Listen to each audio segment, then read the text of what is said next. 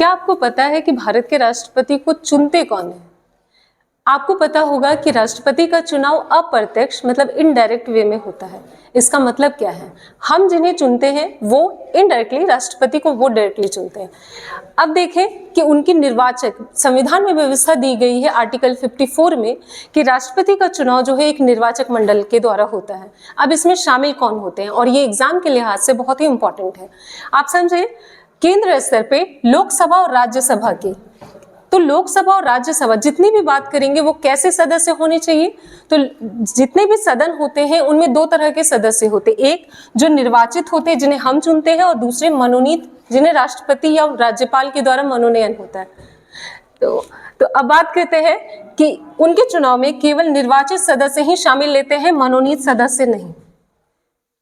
अब बात करें लोकसभा राज्यसभा के निर्वाचित सदस्य, विधानसभा विधान परिषद के सदस्य शामिल नहीं होते हैं, और सभी यूटीज के सदस्य भी नहीं होते हैं, बल्कि दिल्ली और पुडुचेरी यूटीज के ही सदस्य इसमें शामिल होते हैं। बस तो यहाँ हम देखते हैं कि जो केंद्र स्तर पे है, तो लोकसभा और राज्यसभा दोनों में ही आप जानते हैं निर्वाचित सदस्य होते हैं और मनोनीत सदस्य होते हैं।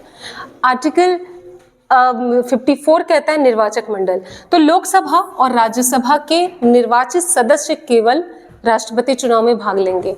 हम राज्यों के स्तर पे आते हैं तो विधानसभा और विधान परिषद है राज्य स्तर पे। लेकिन आपको एक इन्फॉर्मेशन दे कि सभी राज्यों में विधान परिषद अवेलेबल नहीं है। भारत के बस 6 राज्य ऐसे हैं जहाँ पे विधान परिषद है। इसीलिए राष्ट्रपति का जो चुनाव होता है तब हम विधानसभा के सदस्यों को तो शामिल करते हैं, लेकिन विधान परिषद को शामिल नहीं करते हैं, ताकि भेदभाव ना हो, हर राज्य के साथ समान व्यवहार हो। बात करें यूटीज की, तो आपको पता है कि दिल्ली और पुडुचेरी ही ऐसे संघ शासित क्षेत्र हैं जहां पर विधानसभा मौजूद है, और संविधान के 70वें संविधान संशोधन से दिल्ली और पुडुचेरी की विधानसभा के निर्वाचित सदस्यों को राष्ट्रपति के चुनाव में शामिल करने का प्रावधान किया गया है।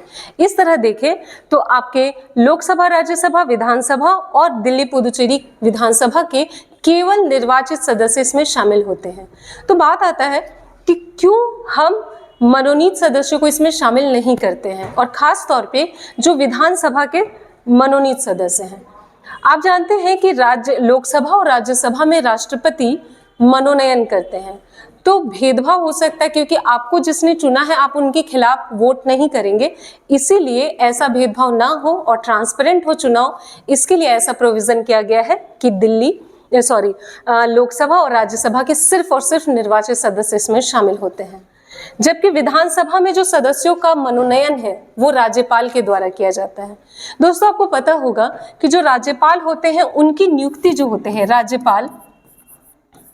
राज्यपाल की जो नियुक्ति होती है वो राष्ट्रपति ही करते हैं, और राष्ट्रपति के द्वारा चुने जाते हैं राज्यपाल, और राज्यपाल के द्वारा विधानसभा में मनोनीत सदस्यों को चुना जाता है। तो ऐसी स्थिति में इनडायरेक्ट वे में ये भी यहाँ के जो मनोनीत सदस्य होते हैं कहीं ना कहीं राष्ट्रपति की तरफ फेवर ना दिखाएं, और यही रीजन रहा कि हमारे संविधान में व्यवस्था किया गया कि वैसे मनोनीत सदस्यों को शामिल ना किया जाए। ठीक।